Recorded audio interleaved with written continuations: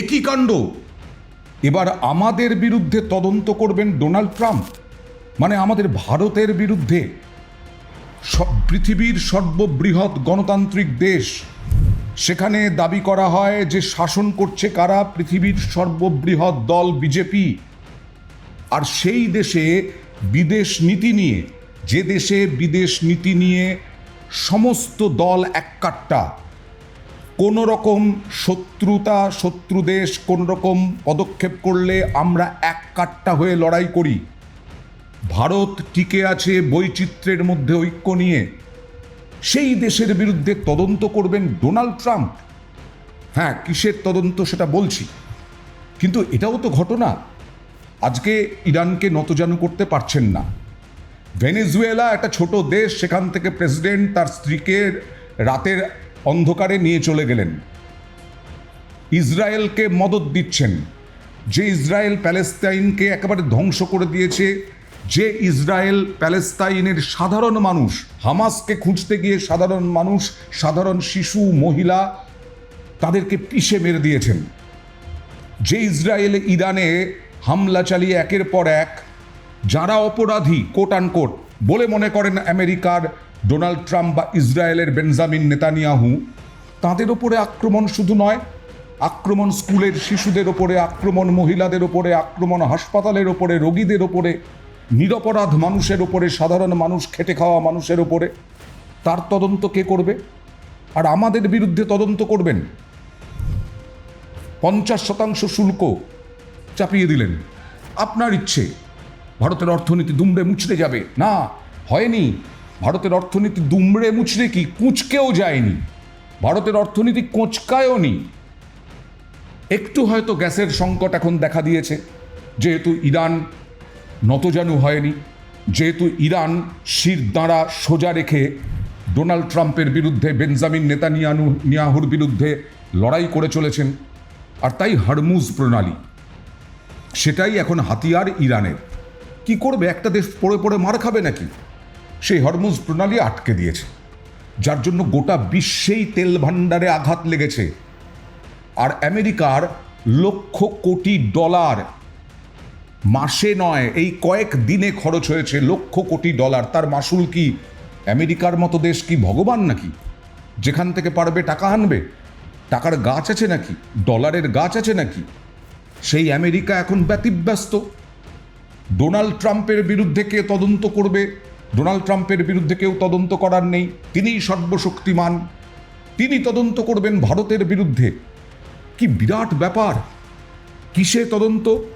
60টা দেশের ওপরে তদন্ত করবেন, তার মধ্যে ভারত রয়েছে, তার মধ্যে পাকিস্তানও রয়েছে। সে পাকিস্তানের বিরুদ্ধে করুন, চীনের বিরুদ্ধে করুন, ভারতের বিরুদ্ধে তদন্ত মানে কি হয়েছে? সেটা হচ্ছে 1974 সালের মার্কিন বাণিজ্য আইনের 301 বি অনুচ্ছেদে অনুসারে এই দেশগুলোর বিরুদ্ধে, অর্থাৎ ভারতের বিরুদ্ধে তদন্ত শুরু করেছিল আমেরিকা। কি রয়েছে ওই আইনে? যে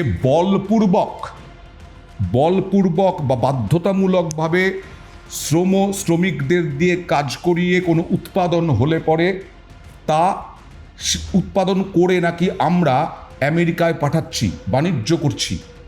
ভারতের মতো দেশে 140 কোটি দেশ, সেই 140 কোটি দেশে হ্যাঁ অবশ্যই শ্রমিক প্রচুর, সস্তার শ্রমিকও প্রচুর, বহু মানুষ শ্রমিকের কাজ করেন, কিন্তু তা বলে বলপূর্বক? ভারত কি দাসত্ব প্রথা, কৃতদাসত্ব প্রথায় চলে? 1974 সালের আইন নিয়ে আপনি ভারতের বিরুদ্ধে তদন্ত করবেন? আমেরিকার সময় অনুসারে সেই তালিকায় আরও বেশ কিছু দেশকে যুক্ত করে জানানো হয় নিয়ম না মেনে আন্তর্জাতিক বাণিজ্য চালানোর জন্য 60টি দেশের বিরুদ্ধে তদন্ত শুরু করা হয়েছে। এবং সেখানে বলা হচ্ছে যে এই দেশগুলো জোর করে বল প্রয়োগ করে শ্রমিককে কাজ করানো হয়।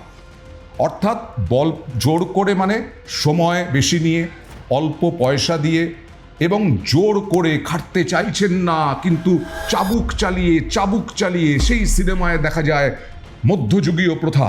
সেই মধ্যযুগীয় প্রথায় ভারত চলে এখন। তাহলে ভারত তৃতীয় বৃহত্তম অর্থনৈতিক দেশে পরিণত হতে পারত। তাহলে ভারত সামরিক দিক থেকে, অর্থনৈতিক দিক থেকে, বৃহত্তম গণতন্ত্রের দিক থেকে এই জায়গায় দাঁড়াতে পারত। আর আজকে সেই ভারতকেও একই তালিকায় রেখে দিচ্ছেন ডোনাল্ড ট্রাম্প। আসলে কি তার উদ্দেশ্য? আসলে কি হবে, কি করবেন? যদি অনিয়ম প্রমাণিত হয় তাহলে দেশগুলোর পণ্যের ওপর অতিরিক্ত আমদানি শুল্ক চাপাবেন।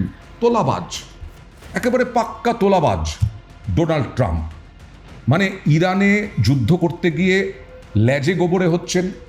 তিনি নিজেই স্বীকার করেছেন যে মার্কিন যুক্তরাষ্ট্রের বহু পরিকাঠামোগত সৈন্য ধ্বংস হয়েছে, মারা গেছেন। ইসরায়েলেরও তাই। কিন্তু ইরানকে নতজানু করতে পারছেন না। কোটি কোটি ডলার, লক্ষ লক্ষ কোটি ডলার খরচ হয়ে যাচ্ছে। সেই খরচটা ভরপাই হবে কোত্থেকে?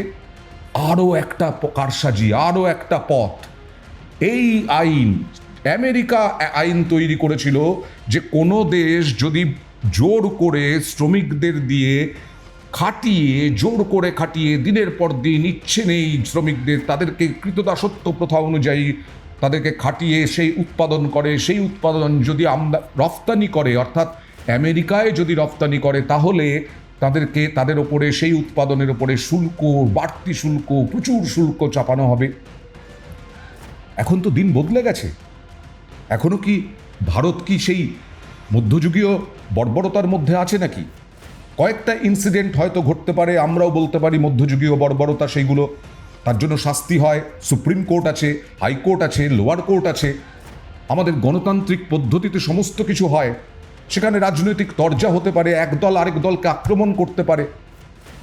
কিন্তু মধ্যযুগীয় বর্বরতা এখানে চলছে আপনি বলবেন, আর তার জন্য তদন্ত হবে, আর তার জন্য আপনি হঠাৎ করে আবার শুল্ক আরোপ করে দেবেন। ডোনাল্ড ট্রাম্প তিনিই সিদ্ধান্ত নিচ্ছেন, তিনিই ভারতের বিরুদ্ধে তদন্ত করার কথা বলছেন। এই তদন্ত কে করবে? সেই তদন্ত করতে গিয়ে ভারতের সার্বভৌমত্বে, ভারতের স্বাধীনতায়, ভারতের গণতন্ত্রে হস্তক্ষেপ হবে না? আমরা কি অত সহজে আপনার তদন্তের সিদ্ধান্ত মেনে নেব, যেখানে বলপূর্বকভাবে এখানে শ্রম দিয়ে, বলপূর্বক শ্রম দিয়ে, জোর করে শ্রমিকদের খাটিয়ে আমরা উৎপাদন করি, আর তারপরে সেই উৎপাদন যোগান দেওয়া হয় আমেরিকায়? এর আগে 16টি দেশের কথা বলা হয়েছিল, কিন্তু না, 16টি দেশের তালিকায় ঢুকে গেল 60টি দেশ। 59টি দেশের মধ্যে 60টি দেশের মধ্যে একটি হচ্ছে এই রাষ্ট্র, ভারতের রাষ্ট্র। সুপ্রিম কোর্টের রায়ে শুল্ক নীতি নিয়ে চাপে ট্রাম্প এখন আর 50% নিতে পারছেন না। মার্কিন পণ্যের রপ্তানি বাড়াতেই এই কৌশল নিলেন কিনা তা নিয়ে ইতিমধ্যেই প্রশ্ন উঠতে শুরু করেছে। কারণ নিজেদের পণ্য রপ্তানির ক্ষেত্রে আমেরিকা এই যুক্তি দিতে পারে যে তারা বাধ্যতামূলক শ্রমের মাধ্যমে কোনো কিছুর উৎপাদন করে না। বা মার্কিন যুক্তরাষ্ট্র ধোয়া তুলসী পাতা, ডোনাল্ড ট্রাম্প তারা ধোয়া তুলসী পাতা। তাঁরা দাবি করতে পারেন যখন রপ্তানি করবেন যে নিজেদের পণ্য রপ্তানির ক্ষেত্রে এই যুক্তি দিতে পারেন যে তারা বলপূর্বক বা বাধ্যতামূলক শ্রমের মাধ্যমে এই উৎপাদনটা করেননি। মেনে নিতে হবে সবাইকে। এই তো একচ্ছত্র আধিপত্য। আজকে কিউবা আক্রমণ করবেন, ইরানে আক্রমণ চলবে। ইরানকে নতজানু না করতে পেরে একেবারে রাগে ক্ষোভে ফুঁসছেন, কি বলছেন, কখন কি বলছেন তিনিই জানেন না। এবার যুক্ত হলো এই আমেরিকার শীর্ষ আদালত এর আগে 50% শুল্ককে বেআইনি বলেছিল, তাই এখন 15% শুল্কে নামিয়ে এনেছেন। এখন নতুন করে কারসাজি করে আবার নতুন করে শুল্ক চাপানোর চেষ্টা ভারতের। দেখা যাক কতটা কি করতে পারেন সর্বাধিনায়ক, স্বঘোষিত সর্বাধিনায়ক, স্বঘোষিত দাদা পৃথিবীর। কিন্তু সমীকরণটা তো এখন অনেক বদলে গেছে। আন্তর্জাতিক রাজনীতির সমীকরণটাও অনেকটা বদলে গেছে। সেই সমীকরণে আপনি কি এখনো দাদাগিরি করতে পারবেন? বিশেষ করে ভারতের সঙ্গে। ভারতের শক্তি সব দিক থেকে বদলে গেছে। ভারত কি অত সহজে মেনে নেবে? দেখার বিষয় এটাই।